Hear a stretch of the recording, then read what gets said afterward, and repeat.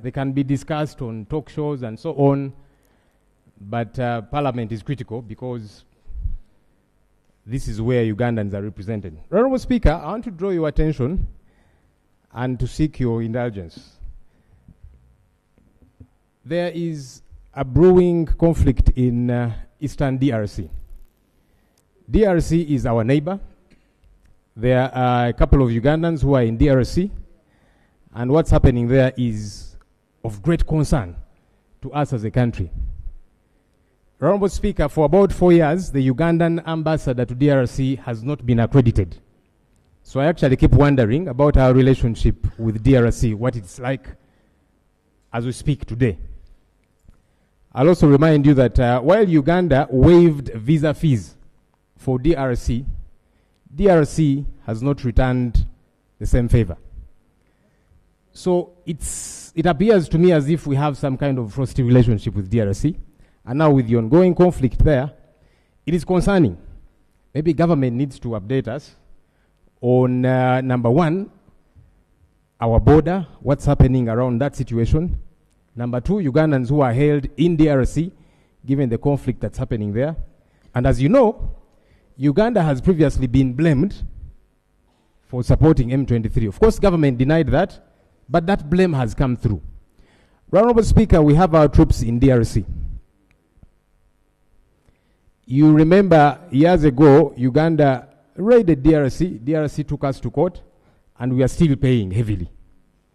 So given all that is happening, it's very concerning. And I thought through your chair, Honourable Speaker, government would update us because we are caught in this, because these are our neighbors, we have Ugandans across, and all the other attendant issues. I thank you, Right Honourable. Thank you. Thank you very much, Lop. A few minutes ago, I think like 20 minutes ago, I was on call with the Minister of State for Regional Cooperation, Honourable John Murimba, and he was asking for space on the order paper to bring a statement to update us on the happenings in DRC, especially with the burning of our embassy today. Yes, our embassy this afternoon was burnt, is on fire. So I've told him that he should get back to me in the evening when the statement is ready. We can accommodate him tomorrow, okay, as the first item, and then we go to the BFP. But government already has moved requesting for space on the order paper. And they were in a meeting, right now they were in a meeting, because I told him if I could give him space today, but he told me, of course, statements of this nature, you have to be very, very cautious, or else you might end up causing much more problems. So they were in a meeting, and he told me they had already been speaking to the CDF of DRC. Then they were consulting other people to finalize on a statement which can come here. So I request that we do tomorrow, we give him space, since it was his initiative. Yes, Honourable. Thank you, Right Honourable Speaker. Right Honourable Speaker, that is a very sensitive matter, just like you have said. And I think we'll have to be patient until tomorrow. But Right Honourable Speaker, you issued an order paper and also directives and confirmations from the Attorney General last week that you'll be here to actually present that statement on Dr. Besigye. But also, secondly, Right Honourable Speaker, the other issue, the order paper is very clear, and I think the third item was on the ongoing voter verification. I do not see the minister responsible here. Where? Oh, he's just arriving.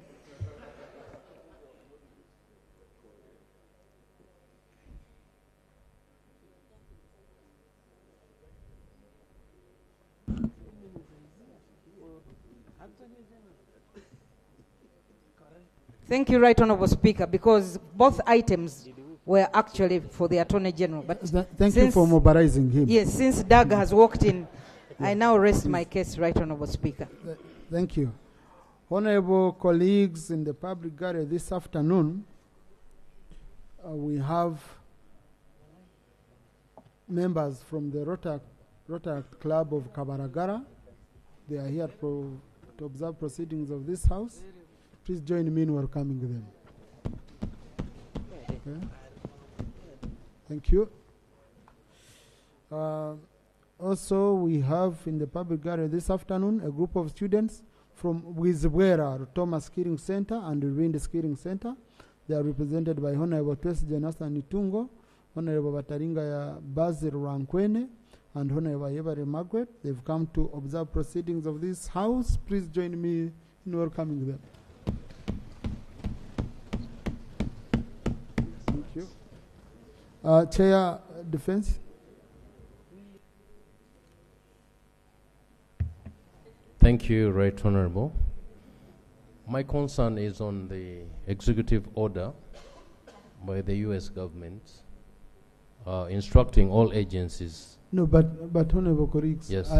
Now you've started raising matters of national importance. I thought you were on procedure. Yeah, okay. Because I have matters of national importance listed here. Okay, thank you. Thank you. Sit down, Seungo. Yes, Honorable Zemji, Honorable Seungo. Thank you, Mr. Speaker. The procedure issue I have relates to the statement that you said the Minister for Regional Cooperation was still carefully putting together. Mr. Speaker, you know, we have invested money in doing roads linking us to Eastern DRC. You also know, Mr. Speaker, that we are paying almost $1 trillion shilling to DRC because of stealing its gold. We've been paying money in the budget. I am only requesting, if you may find the pleasure, Mr. Speaker, in asking the Minister for Regional Cooperation to update us on especially the investment we have made, which makes sense, especially trade. And then finally, Mr. Speaker, the banning of our embassy, as you say, the Minister will explain. I have raised the issues here of the reckless conduct of our CDF. The other day he spoke in defense of, in support of M23, and we nearly got chased from Congo, our military who is fighting there. Can you, Mr. Speaker, also ask defense to come here and explain? Because these things were bound to happen. When you're talking about it, some MPs thought we were joking. The way he was mocking Congo. The reckless nature of the CDF, the trouble that it has started causing Uganda, because that banning of our embassy is partly because of his tongue. Can you, Mr. Speaker, procedurally ask defense to come here and explain if now they have contained his tongue? Because sooner than later you'll have a problem either with Khartoum, with Ethiopia. The other it was Kenya. Now they are banning our embassies our embassy in Congo. Yeah, thank you, Honorable. To begin with, tomorrow we are getting a statement, and I can see your submission was more or less debating the statement which we're expecting tomorrow. So let's first get a statement tomorrow, okay? Then if there are any clarifications from government, they'll be made here. They'll be made. Number two, really, I think it will be unfair for me to ask the Minister of Foreign Affairs to come and update government on roads we are doing in DRC, on payments, when these roads and their funding was approved by us as Parliament, and there is a sectoral committee in charge. When the money that has been paid as reparation to DRC was approved by us as a Parliament, we might not have same opinions on the same, okay? But at least all this was done with the resolution of Parliament. So I think the committee is responsible when we are handling the budget and all that. Please look into these matters and then the members will pick interest. Otherwise, I wouldn't want us to mix a lot of issues. The situation in Congo is very fragile.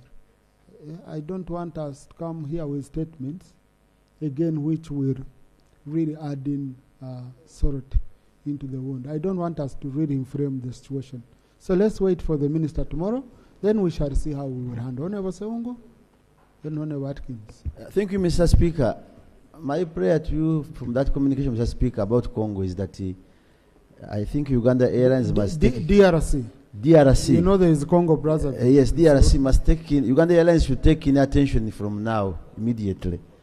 Because they have business in DRC and is always flying there. But, Mr. Speaker, my other issue is that since tomorrow you have called us here, tomorrow at 10, I would pray that the front bench becomes more healthy than it is today. Because we need them to respond to issues. And you know we have a challenge with the Prime Minister of Uganda. He's never here. She only comes on Thursday for Prime Minister's time, yet is the leader of government business. A number of issues in the budget must be reflected and must be responded to by the Prime Minister. I'm not attacking the one sitting here, and I want to praise her very much. But sometimes we don't get substantial answers from her. But the substantive Prime Minister should be entering appearance here every day whenever we are sitting.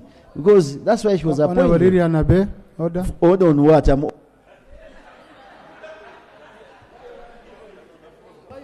Right, Honorable Speaker. Is it in order for Honorable Sewungo to allude that the office of the Prime Minister is not represented? Because there's no single day that this House has been on without a representation from the office of the Prime Minister. Is Honorable Sewungo in order, right, Honorable Speaker? Thank you. Honorable colleagues, I received a notice from the Right Honorable Prime Minister informing me she's in Tanzania on official duty, representing government. That's why she's not here. But she has been giving us time. And really, when she comes, she gives us enough time. And she, even Thursdays, the time she gives us on Thursdays is a valuable time. You know, it's very, very important time. And tomorrow I request, in fact, I'll be shocked to find there is a minister which is not represented when we are discussing their budget. I don't know how they will be wanting to operate. So I hope we come in so that the Minister of Finance doesn't carry the burden alone. Government Chief Whip, Right Honorable Prime Minister, Leader of Government Business, ensure each ministry tomorrow is represented at 10 so that we can kick off business well. Finally, Honorable Katsawe. Thank you, Mr. Speaker. I raise on the value system of I am my sister's keeper, I am my brother's keeper. Mr. Speaker, sir, for those that probably don't know the history of the people that live in Kasese as a community, our great fathers migrated, born and migrated and came to Uganda. So naturally, we are, by extension and by tradition, Congolese, because that's where our great parents came from. Now, under the value system, I am my sister's keeper and I am my brother's keeper. Now that we have an insecurity condition, Mr. Speaker, sir, and you have wisely guided, can I request you, Mr. Speaker, that the fact that it consists of borders, DRC, our intelligence, offensive, defensive, and military capabilities should be scaled up. This country, Mr. Speaker, has not recovered from the shock of our lives. 42 Ugandan citizens, students, in a boarding school, in a pondry, burned to death. Mr. Speaker, sir, I ask that our intelligence, strategic, offensive, and defensive and sustainability capabilities within the military be scaled up along the border, including Bundabujo, Mr. Speaker, so that our citizens are catered for in terms of security and safety. Thank you, Mr. Speaker. Thank you. That's for noting, for government to note and take seriously from the MP of the affected area. Honorable Chinshaba Patience. Thank you, Right Honorable Speaker, for giving me this opportunity. I rise on the matter of urgent public importance as of our rule of procedure of 54. Right Honorable Speaker, yesterday early in the morning, a motor accident occurred transporting tourists of American nationalists who were turning from Bwindi Impenetrable National Park. This accident occurred at Kakuriju Munyaga Bridge, 13 kilometers from Bwindi Impenetrable National Park, leaving 1 tourist dead and 2 fatally wounded, including their driver. Right Honorable Speaker, on the same stretch where the incident occurred, 6 kilometers, there is Ishasha Bridge. Anytime this bridge will cave in. Right Honorable Speaker, this is not good for the Uganda. On the same stretch, all the roads is in bad state. The loss of our lives of tourists sends a bad signal to the international community, which negatively impacts this country. My prayer is, Right Honorable Speaker, this same road was earmarked by the President in his manifesto of 2021 to 2026, but the roadwork has not commenced. And you know very well that Kanungu is a tourist destination. We have 2 national parks, Queen Elizabeth National Park and Bwindi Impenetrable National Park. Right Honorable Speaker, I beg that this government and this parliament work hand in hand to make sure that our roads are worked on, so that this road, Kanyantorogo, Buhoma, Butogota, the road is expedited. Otherwise, we'll keep getting this kind of incidences. Thank you, Right Honorable Speaker. Thank you, Honorable Minister for Works.